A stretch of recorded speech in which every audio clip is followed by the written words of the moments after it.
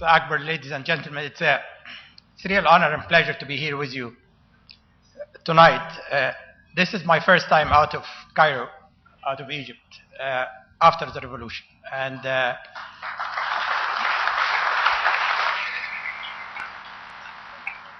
it's very befitting that my first journey out of Egypt is to the largest democracy, India, for which I have a very soft spot. I always used India in the past for those detractors who say that democracy cannot work in a developing country, democracy cannot work when you have illiteracy and poverty, and I always said, look at India. And I think that was the answer, and unfortunately I've proven right, and I think we see now India is more and more becoming a model for many countries in the South, including, of course, the Arab world, which was a black box. When we talk about democracy, obviously it's a journey we undertake. And I heard the Prime Minister today. I mean, democracy is basic freedom, the right of every human being to live in peace, freedom, and dignity. And even country is well entrenched in India, they still have a way to go in terms of social justice. You have the freedom of speech, freedom of religion, freedom from want, and freedom from fear. You have done three. The freedom from want still need to be worked on. But at least it's a gateway to the march of humanity, is for people to feel the dignity that we were lacking in Egypt for many, many decades. Repression was overwhelming. We had 30 years of martial law where not 5 people can assemble together without a permission. We have a security culture that is oppressing, completely oppressing, culture of fear.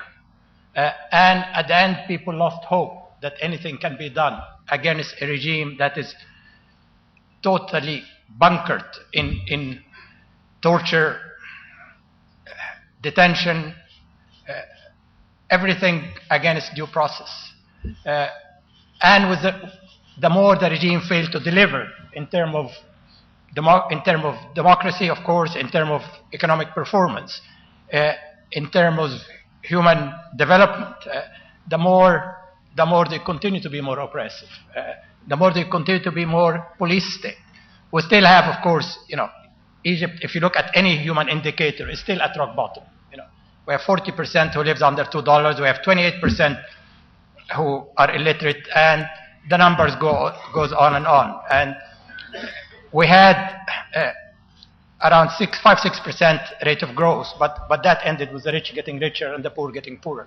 The gap between the rich and the poor right now is absolutely obscene.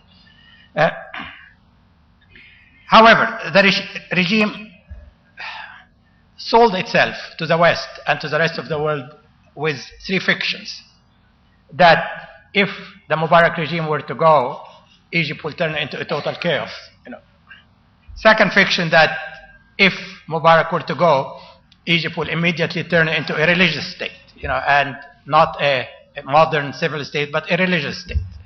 The third fiction, again, that a democratic Egypt or Mubarak out of power, Egypt automatically will turn anti-West, will scrap the peace agreement with Israel, and the Middle East will go into a total nightmare.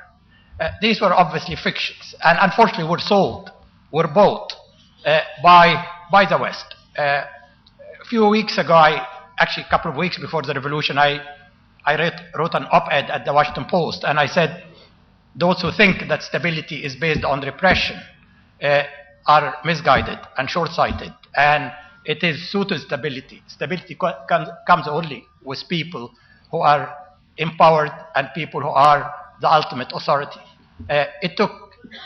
Luckily, it took a couple of weeks after that for my advice to come true. This revolution was almost a miracle. When I went back to Egypt after I completed my term at the IEA a year ago, it was depressing to see the country. The dignity that was crushed in the soul of every human, the soul of every Egyptian. loss of hope that they can do anything. They cannot organize, they cannot establish parties, they cannot establish independent labor unions. Civil society was absolutely fought, in every different way. So, as individuals, people had terrible sense of indignity, loss of humiliation, but they could not do much about it. I realized, going back, that if there is anything to be done, it is with the young people. The young people who are obviously the future. And not only that, because the so-called mature people, have been either bought by the regime, co-opted by the regime, or developed a very deep sense of fear. And their world has been reduced to, if I have a Mercedes car and a beach house, I'm all right, I've achieved my goals in life. And I don't see poverty around me, I don't see repression around me, and I go on. Was different with young people. They saw no hope, they saw no future, and they were ready to take risk. And I thought that if we were to change, we have to work with the young people. Young people, different from us, as I was mentioning. I mean, they grew up with the internet and computer and Facebook, and they started establishing groups, Facebook groups, talking for change, and that's the first word we use, change. And it started to grow bigger and bigger. At the end, before the revolution, we get around 500,000, young Egyptians subscribing to the Facebook. This is in a country, of course, when the internet penetration is 17, 18%. So it was a huge number in comparison with those who use the internet. The regime made fun of the virtual world, as they call it, and they said, this is virtual. I mean, these are guys, amusing themselves on the internet. They will never be able to do anything.